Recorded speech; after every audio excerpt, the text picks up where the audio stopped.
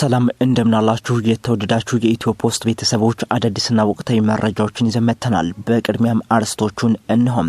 በርካታ ቁጥር ያላቸው ከፍተኛ ባለስልጣናት ላይ እርምጃ መወሰዱ ተሰማ።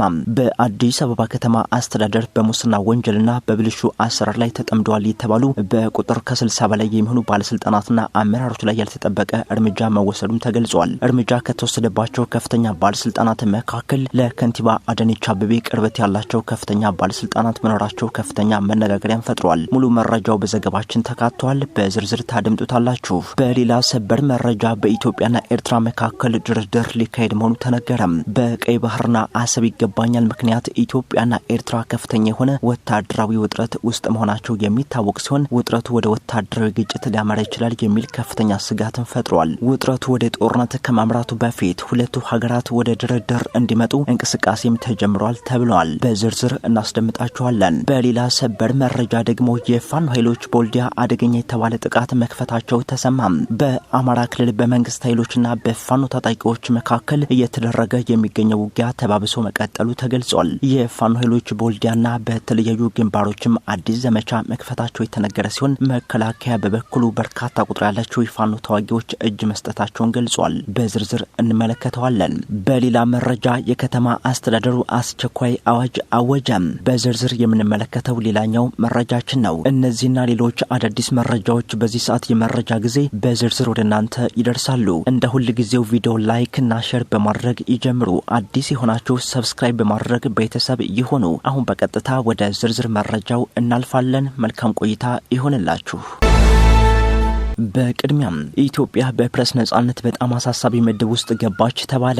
ኢትዮጵያ በዘንድሮ የፈረንጆቹ ዓመት የዓለም አቀፉ የድንበር የለሽ ጋዜጠኞች ቡድን የዓለም የፕሬስ ነጻነት ምዘና በጣም አሳሳቢ ወደ ተባለው ምድብ መግባቷ አስደንጋጭም አድርጎታል። በድርጅቱ የፕሬስ ነጻነት ምዘና ኢትዮጵያ ከመቶ ከተያዘው ነጥብ በ36.92 በማግኘት ከ180 ሀገራት 145ኛ ደረጃ ላይ ተቀምጣለች ነው የተባለው።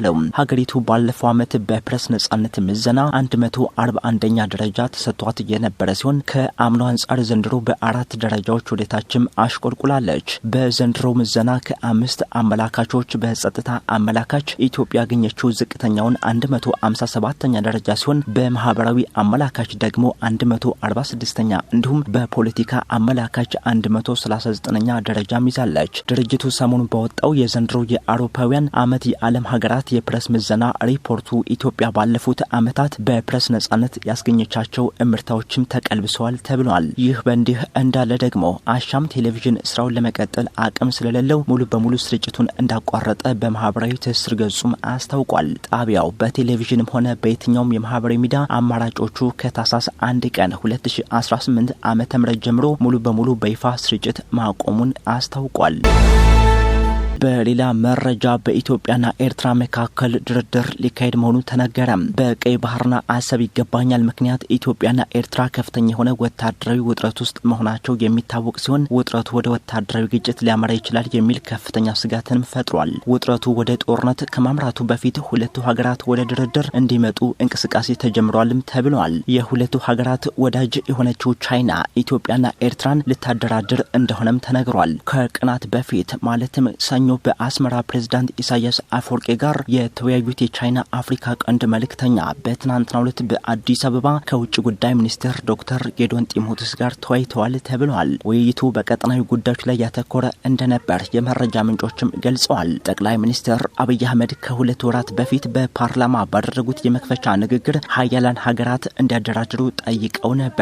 ይህን ጥያቄ ተከትሎም ቻይናና ሩሲያ ከሌሎች ሀገራት በተሻለ ሁለቱን ሀገራት ማደራደር እንደሚችሉ ተንታኞችም ሲናገሩ ቆይተዋል። የቻይናው ልዩ መልእክተኛ የሰሞኑ የአስመራና የአዲስ አበባ ጉዞም ከዚህ ጋር የተገናኘ ሳይሆን እንዳልቀረም ተገምቷል። ይሁን እንጂ ኤርትራ ከወራት በፊት በማስታወቂያ ሚኒስትሯ በኩል ባወጣቸው መረጃ ከኢትዮጵያ ጋር የሚደረግ ምንም አይነት ድርድር አይኖርም ብላለች። ኤርትራ በወደቦቿና ሀብቶቿ ላይ የመደራደር ፍላጎት እንደሌላት መግለጿ አይዘነጋም። የከተማ አስተዳደሩ አስቸኳይ አዋጅ አወጀ። ወቅታዊ የጸጥታ ሁኔታን መነሻ በማድረግ ከዳር 30 ቀን ጀምሮ ተግባራዊ የሚሆን አስቸኳይ የሰዓት እላፊ አዋጅም ታውጇል። ከሰሞኑ የተባባሰ ከመጣው የጸጥታ ችግር ጋር ተያይዞ ነው የከተማ አስተዳደሩ አስቸኳይ አዋጁን ያወጀው የተባለው። የጋምቤላ ከተማ አስተዳደር በከተማዋ ያለውን ወቅታዊ የጸጥታ ሁኔታ መነሻ በማድረግ ከዳር 30 ቀን ጀምሮ ተግባራዊ የሚሆን አስቸኳይ የሰዓት እላፊ ገደብም አውጇል። አስተዳደሩ ባወጣው መግለጫ መሰረት ማንኛውም የሰዎችና ተሽከርካሪዎች እንቅስቃሴ ከምሽቱ 1 ሰዓት በኢትዮጵያ አቆጣጠር ጀምሮ በጥብቅ ተከልክሏል። አስተዳደሩ በማህበራዊ ትስስር ገጹ ባሰራጨው መረጃም እገዳው ተግባራዊ መሆን የጀመረው ከትናንት ጀምሮ ሲሆን የከተማዋ ነዋሪዎችም ሆኑ ተሽከርካሪዎች ባጃጅና ታክሲን ጨምሮ ከምሽቱ 1 ሰዓት በኋላ መንቀሳቀስ አይችሉም ብሏል። መግለጫው እገዳው የሚጠናቀቅበትን የጊዜ ገደብ እስከ ስንት ሰዓት እንደሚቆይ እንዲሁም ለስንት ቀናት እንደሚቀጥል ተጨማሪ ማብራሪያም አልሰጠም። የከተማዋ አስተዳደር ለውሳኔው በምክንያትነት የጠቀሰው ከጸጥታ ጋር በተገናኘ የሚለውን አጠቃላይ ሀሳብ ብቻ ነው። ሆኖም ለጉዳዩ ቅርበት ያላቸው ወገኖችና የክልሉ ሁኔታ የሚከታተሉ ታዛቢዎች እንደሚሉት እርምጃው ሊወሰድ የቻለው በከተማዋና በአካባቢው የተስተዋሉ የጸጥታ ስጋቶች መኖራቸውን ተከትሎ እንደሆነም ተገምቷል። ጋምቤላ ከደቡብ ሱዳን ጋር ያላት የድንበር አቀማመጥና አልፎ አልፎ የሚከሰቱ የድንበር ተሻጋሪ ታጣቂዎች እንቅስቃሴ ክልሉን ለጸጥታ ስጋት ተጋላጭም ሲያደርገው ቆይተዋል። በተጨማሪም በቅርቡ በአንዳንድ የኢትዮጵያ አካባቢዎች ካለው የጸጥታ አለመረጋጋት ጋር ተያይዞ የመንግስት የጸጥታ አካላት በከተማዋ ውስጥ ሊያካሂዱት ያሰቡት የፍተሻ ወይም የኦፕሬሽን ስራ ሊኖር እንደሚችልም ይገመታል። ከምሽቱ 1 ሰዓት ጀምሮ እንቅስቃሴ መገደቡ በከተማዋ ምሽት ላይ በሚደረጉ የንግድና ማህበራዊ እንቅስቃሴዎች ላይ ከፍተኛ ተጽዕኖ እንደሚኖረው ይጠበቃል። በተለይም በሞቃታማ የአየር ንብረት የምትታወቀው ጋምቤላ አብዛኛው እንቅስቃሴ የሚከናወነው ምሽት ላይ በመሆኑ እገዳው በነዋሪዎች ላይ ጫና ሊፈጥርም ይችላል ተብሏል። የከተማው አስተዳደር ህብረተሰቡ ለጸጥታ አካላት ትብብር እንዲያደርግ ያሳሰበ ሲሆን በቀጣይ ቀናት ስለ እገዳው ማሻሻያ ወይም ተጨማሪ መረጃ ሊሰጥ እንደሚችልም ይጠበቃል ተብሏል።